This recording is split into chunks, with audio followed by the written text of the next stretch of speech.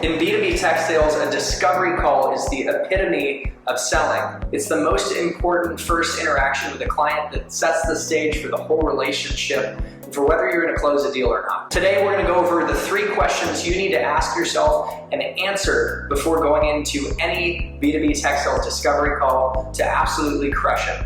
If you get value out of this video, make sure to give the like button a love tap, because the YouTube algorithm loves that too and will show this video to more people who could benefit from the message. Of course, make sure to subscribe for weekly tech sales and personal growth hacks that you can chew on like snacks. And email me at chrisbussingchannel@gmail.com if you're interested on breaking into tech sales or being more successful in an SDR role.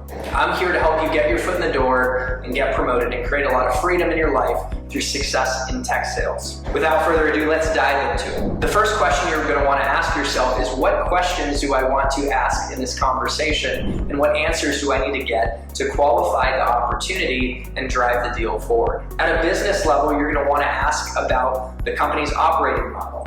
What's their business model? How do they make money? What are their core costs to operate the business? Because when you know these things, you can share how your solution can drive top-line revenue and reduce costs and increase profitability, which is what any business wants to achieve. And that's really why someone would buy a solution in the first place. All value-based solution selling comes down to that. You also want to ask about the business's top 3 strategic priorities, because hopefully in understanding those, you could paint a picture of how your solution can help achieve on those strategic initiatives. And on the flip side, you want to ask about the business's biggest challenges in the case that your solution can help solve those. You also want to ask questions about the individual that you're talking to. What are their key performance indicators? What are their incentives? What are their core responsibilities? What do they care about? What are their core challenges that are keeping them up at night?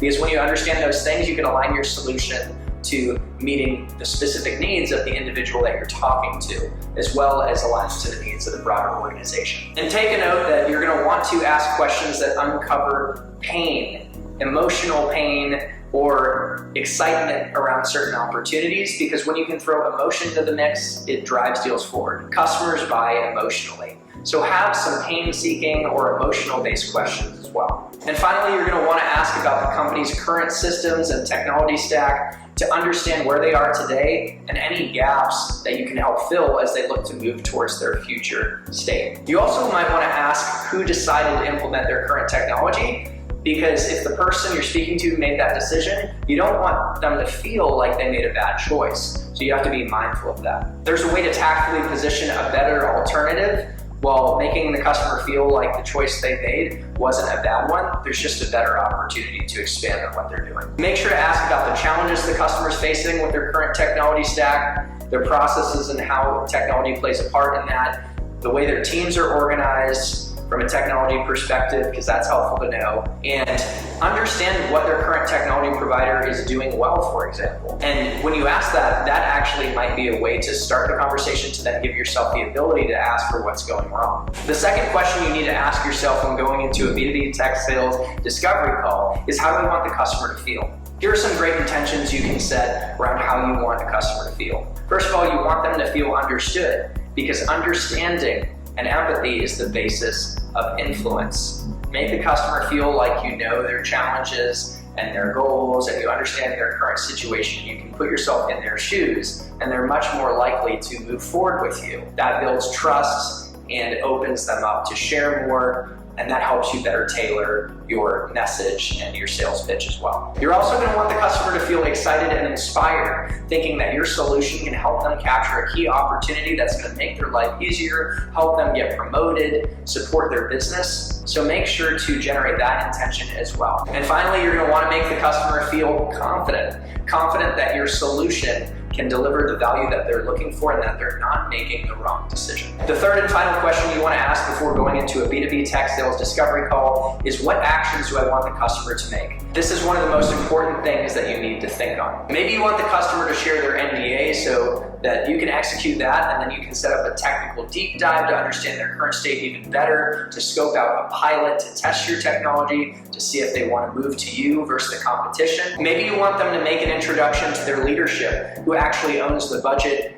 and can make a serious decision on moving forward for your solution. In any case, you're going to want the customer to take a follow-up meeting to continue to progress the conversation around your solution and how it can meet their needs. Maybe you're going to set up a demo or a deep dive scoping conversation to show what it looks like to pilot your solution. In that case, make sure to lock in the meeting on the call. That is one of the biggest mistakes that reps make, is getting off the call and following up via email to schedule the next conversation. Take initiative and ask for the customer to open up their calendar. At the worst case, they might say follow up via email, but it's worth taking things into your own hands and taking initiative. I hope you found this video informative and helpful, and if you did, make sure to give the like button a love tap. Again, the YouTube algorithm loves that too, and will show this video to more people who could benefit from the message. And make sure to subscribe for weekly tech sales and personal growth hacks that you can enjoy like snacks. Finally, email me at chrisbussingchannel@gmail.com if you want to explore what it looks like to break into tech sales and want to leverage my mentorship and help to get your foot in the door. I've got some options for you to consider, whether it's working with me or some of my peers or programs that I am working with that I really believe in. Tech sales is an incredible opportunity, and I want to help you capture it.